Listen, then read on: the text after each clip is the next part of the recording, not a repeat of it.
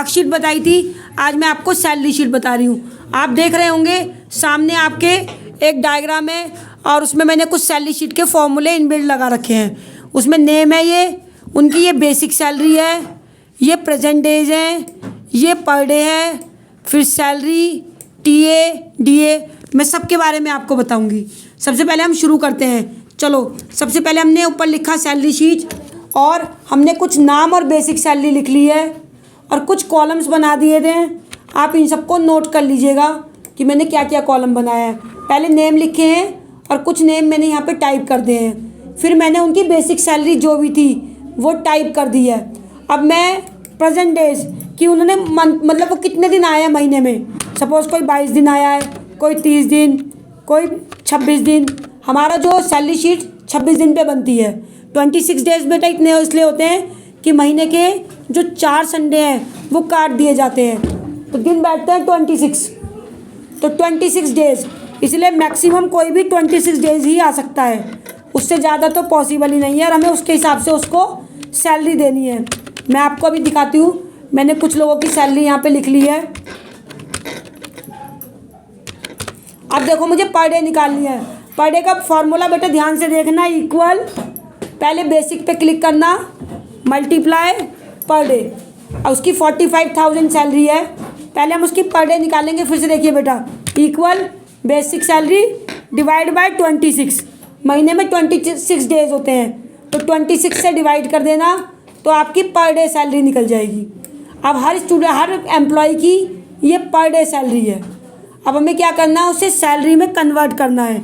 Salary में convert करने के लिए पहले प्रेजेंट डेज और उसके बाद मल्टीप्लाई पर डे। वो 20 दिन आया है, उसके हिसाब से उसकी पर डे सैलरी निकाल लेंगे। ये हमने उसकी पर डे सैलरी निकाल दी और फिर नीचे की तरफ ड्रैग कर देना। बहुत ध्यान से देखो बेटा, फॉर्मूला फिर से नोट कर लो। देखो, equal to present days multiply पर डे, तो उसकी आपकी सैलरी निकल जाएगी। और फिर इस सैलरी को हम ड्रैग करेंगे तो सभी एम्प्लॉय की निकल जाएगी। अगर आपके एम्प्लॉय कुछ ज़्यादा है तो आप क्या कर सकते हैं, यहाँ पे जाके डबल क्लिक करोगे तो उससे भी उनकी सैलरी निकल जाएगी। ठीक है बेटा। उसके बाद हम निकालेंगे टीए। देखो, टीए निकालने का फॉर्मूला इजिकल टू, पहले सैलरी, सपोज हमारी कंपनी सैलरी का 10% टीए देती है, सैलरी का 10% टीए देती है हमारी कंपनी, तो टीए की फुल फॉर्म होती है ट्रैवलिंग अलाउंस, यानी कि यात्रा भत्ता। और फिर हम इसे ड्रैग कर देंगे तो हमारी टीए निकल जाएगा। ऐसे ही कंपनी डीए देती है, इक्वल सैलरी का 12%, तो ये इसका डीए आ जाएगा। डीए मतलब जो दैनिक खर्चों के लिए होता है, डियरनेस अलाउंस। अब मुझे कैटेगरी, मैं चाहती हूँ जिनकी सैलरी 25,000 से कम है वो तो सी कैटेगरी, जिसकी सैलरी 60,000 से ज़्यादा है वो ए ग्रेड में आए, जिनकी सैलरी 45 से ज़्यादा है वो बी ग्रेड में, और उससे छोटे वाले सारे सी ग्रेड में। इसमें बिल्कुल जो मैंने नेक्स्ट वीडियो में डिवीज़न का फॉर्मूला बताया था ग्रेड का, वही यहाँ पे लगेगा। सबसे पहले इक्वल, फिर सैलरी। अगर उसकी सैलरी जो भी निकल कर आई है वो हमने कहा 60,000 से ज़्यादा है तो उसकी कैटेगरी आएगी बेटा ए। हमें चाहिए उसकी A category, comma, if, bracket, फिर हम उसकी सैलरी पे क्लिक करेंगे। अगर उसकी सैलरी 40,000 से ज़्यादा है तो उसकी आएगी बी कैटेगरी, और इस बी को बेटा इन्वर्टेड कोमाज में लिखना है, ध्यान रखिएगा, कोमा, इफ़, फिर हम उस पर क्लिक करेंगे। अगर उसकी सैलरी, मतलब इसके बाद जितने भी हैं सबकी सी सैलरी चाहिए हमें। हमारे यहाँ 3 एक group A, group B, group C. देखिए फॉर्मूला ध्यान से नोट कर लीजिए। अगर 60,000 से ज़्यादा मंथली सैलरी है तो ए ग्रेड, अगर 40,000 से ज़्यादा है तो बी ग्रेड, नहीं तो सी ग्रेड। एंटर। इस तरह से आपकी सभी की सैलरी निकल जाएगी। जब आपकी सैलरी निकल जाएगी आप ड्रैग कीजिएगा तो सभी कैंडिडेट की सैलरी आ जाएगी। चाहो तो आप इसको यहाँ से सेंटर में भी कर सकते हो। अब मुझे एचआरए निकालना है बेटा।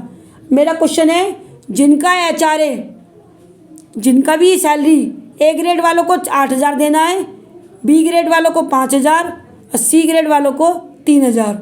तो देखो इजिकल टू इफ ब्रैकेट, अगर उसकी जो कैटेगरी है जो उसकी कैटेगरी है, अगर उसकी कैटेगरी है बेटा कैपिटल ए, तो उसको मिलेगा 8,000। इफ़ ब्रैकेट जिनकी कैटेगरी बी है उसको मिलेगा 5,000, और नहीं तो बाकी को 3,000। ए वालों को 8,000, बी वालों को 5। HRA की फुल फॉर्म होती है हाउसिंग अलाउंस, गृह भत्ता। और इफ़ लगा के मैंने तीनों कैटेगरी को अलग अलग दे दिया।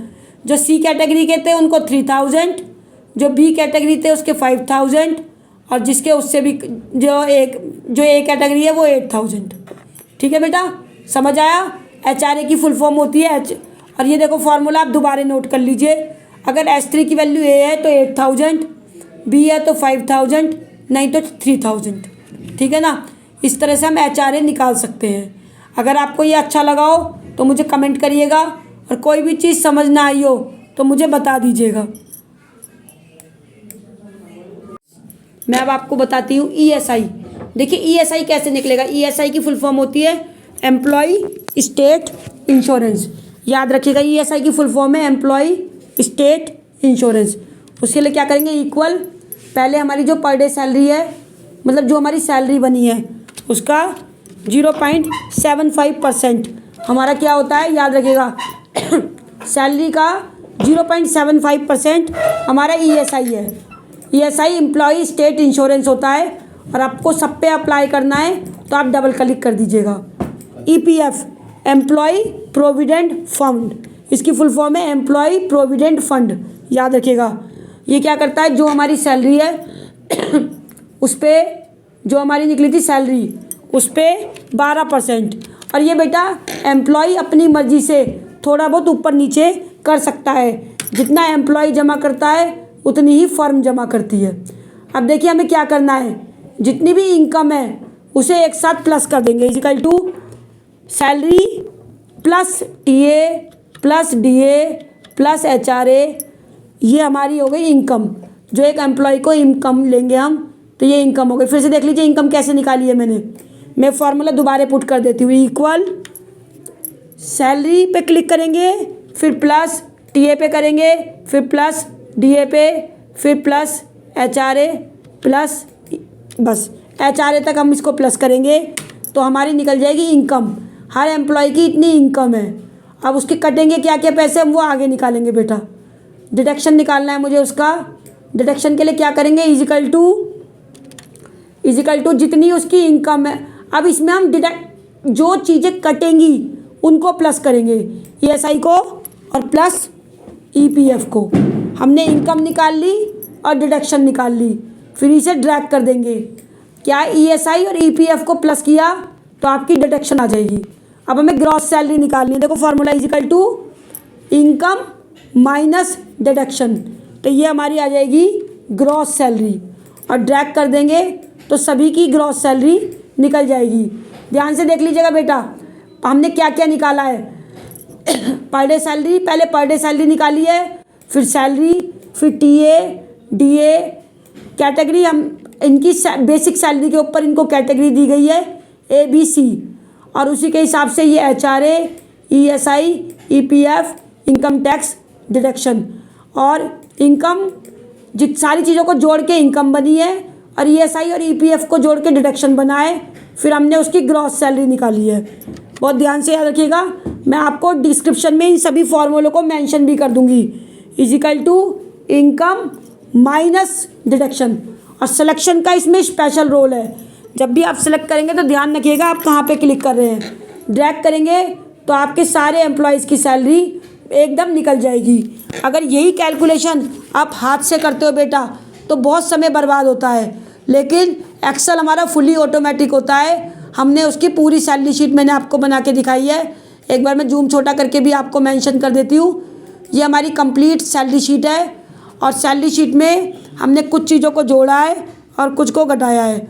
अगर आपको मेरी वीडियो अच्छी लगी हो तो इसे लाइक करें, शेयर करें और कमेंट करें, और मुझे बताएं कि आप आगे क्या पढ़ना चाहते हो। मैं जल्दी आपके लिए इसके इम्पोर्टेंट फॉर्मूलेज़ की एक और अच्छी सी आपके लिए प्रेजेंटेशन लेकर आऊँगी। Thank you.